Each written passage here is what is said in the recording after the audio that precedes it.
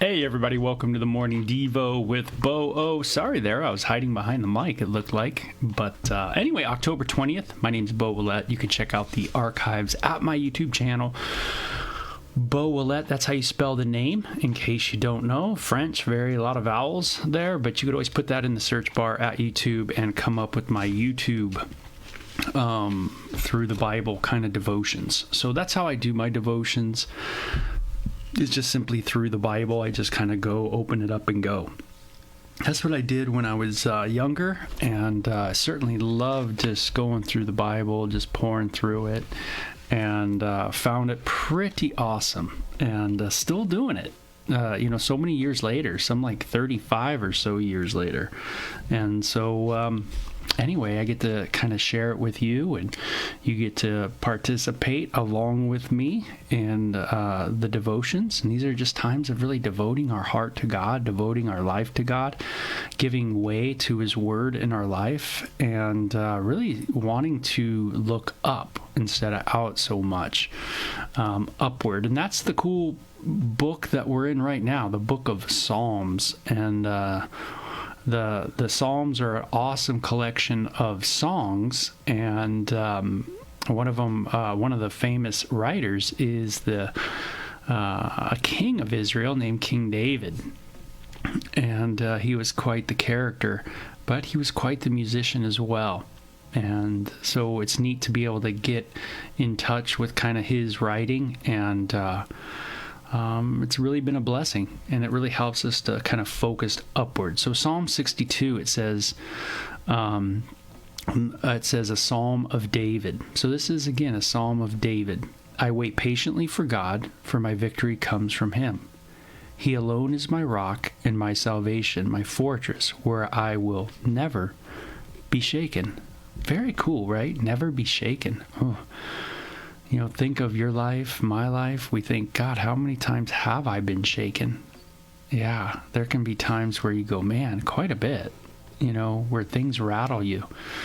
And you get quite shaken in life, feeling kind of undone, if you will. And yet David knows that in God, who's the greater, that there is a rock, all right, a solid foundation, and a fortress, a place where he can run to when things seem so chaotic. And it says like he waits. I like how it says I wait quietly before God. Am I a quiet guy, or am I kind of loud? Do I wait quietly before God? I like that. Kind of patiently, quietly, or am I waiting for God, but I'm making a lot of noise while doing it? And so, wait quietly before God. That's kind of something to think about. If I'm loud, I gotta maybe ask the question, why am I so loud? What is it that's going on? That makes me have to, say things. What is going on in here? What kind of hurts are going on? What kind of thing that I feel like an injustice has been done to me, that I need to defend myself. The Lord certainly ain't going to defend me, but I certainly can defend myself. I'm going to have to open up my mouth, And, so sometimes our hearts can really tell us kind of why we're maybe being so loud instead of maybe being quiet before God. So many enemies against one man, all of them trying to kill me. To them, I'm just a broken down wall or a tottering fence. It seems like easy prey, right, to my enemies. They plan to topple me from my high position. They delight in telling lies about me. They praise me to my face, but curse me in their hearts. So this is another theme of, I think, the Psalms, of the writings of David. David realizes that a lot of people before him seem to be nice, but then when they kind of go their direction, they talk bad about him, and it ends up kind of coming back to him. And that's something that, man, really hits home with us humans, that instead of just being honest and sharing what we need to share, and then leaving it there, by the way. We tend to share, or we have something to share with someone, but then we share it with a bunch of other people, and we get their thoughts on it, and then we maybe share with the person we're supposed to share with. And then even after, if we do have a meeting, after that meeting, then you go talk some more about that person. And it sometimes can be not in great ways. And we have to really watch ourselves, because this is something that King David writes about in his songs. Isn't that funny? This is a song. And so, hey, man, they have great delight in telling lies about people. I don't know. Was I in that meeting? Do I know that? Do I know this? I don't know. Like, if I didn't really hear it and see it, then I don't know. And sometimes things are so much in our past that it's hard for us to even remember, or for me anyway, to remember exactly what it was. And so, but, gosh, we don't want to be telling lies, right? That's the bad thing, is all of a sudden we could start telling lies about a person, defaming their character. When did I hear that word? Did they say that to me? Do I know? No, I probably don't. And so David's reiterating this idea where people have these different desires to harm him, but they have come up to his face before. They've been kind of friendly to him, but yet they tell lies about David. So it's a real good warning when we see something repetitive like this, to just take a peek, into our lives in our day and go, hey, what's coming out of my mouth? Am I talking about other people? And why am I? Is it to build them up, or is it to tear them down? And that is something we need to be looking at. Let all that I am wait quietly before God, for my hope is in him. Beautiful. A reiteration of the first line, right? Of waiting patiently before God. He alone is my rock and my salvation, my fortress, where I will not be shaken. That idea, I will not be shaken. So we could call Psalm 62 the I will not be shaken psalm. My victory and honor come from God alone. He is my refuge, a rock where no enemy can reach me.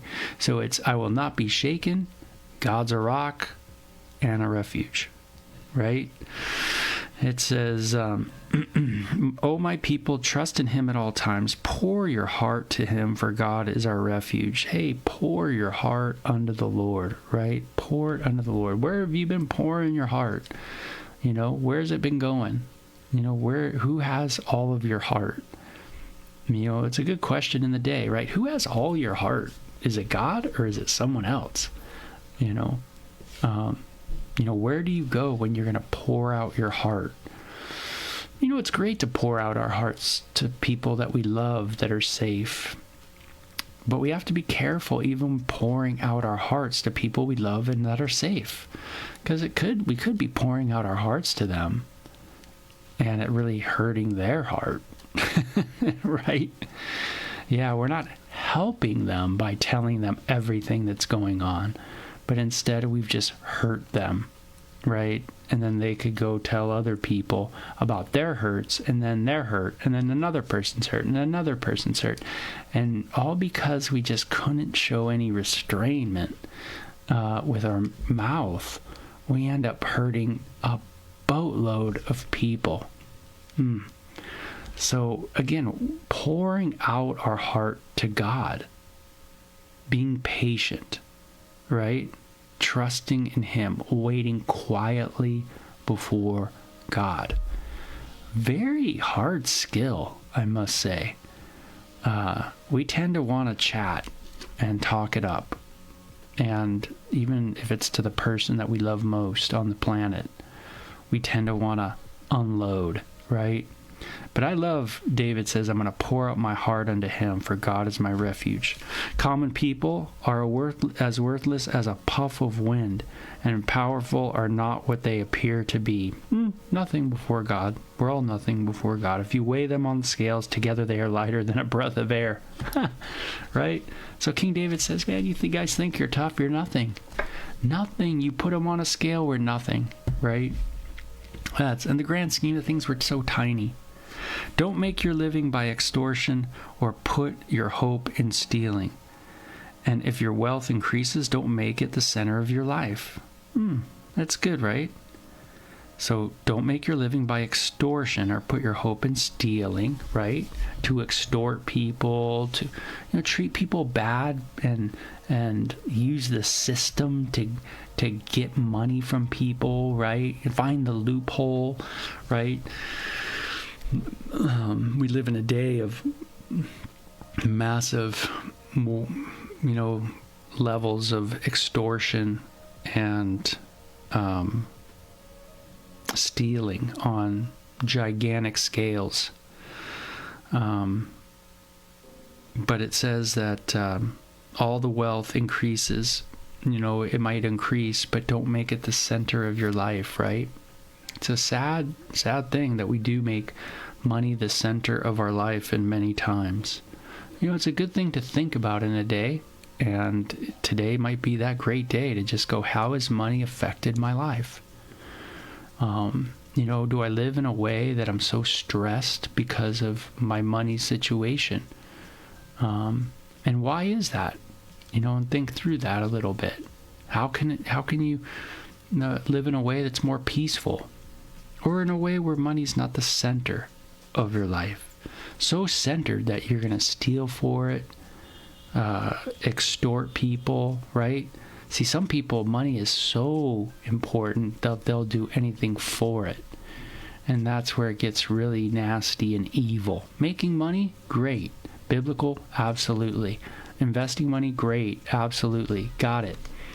Yeah, but loving money so much that you extort someone out of their money, right? Or you're stealing people's goods for your own gain, you can see how money can become the center, right? And it works on big government levels too, right? All kinds of stuff. God has spoken plainly, and I have heard it many times. Power, O God, belongs to you. Unfailing love, O Lord, is yours. Surely you will repay all people according to what they have done. That's quoted in the New Testament. According to what you've done. That's right. That idea of, nothing goes on without the understanding of God. But it, again, comes back to this unfailing love of God. That seems to be another theme of these Psalms. Unfailing love, refuge, rock, these kind of ideas, victories in God. All right? We are nothing before God. We need grace. These kind of ideas are constantly in these songs. So I love how it says God has spoken plainly. It's pretty clear. That's pretty cool.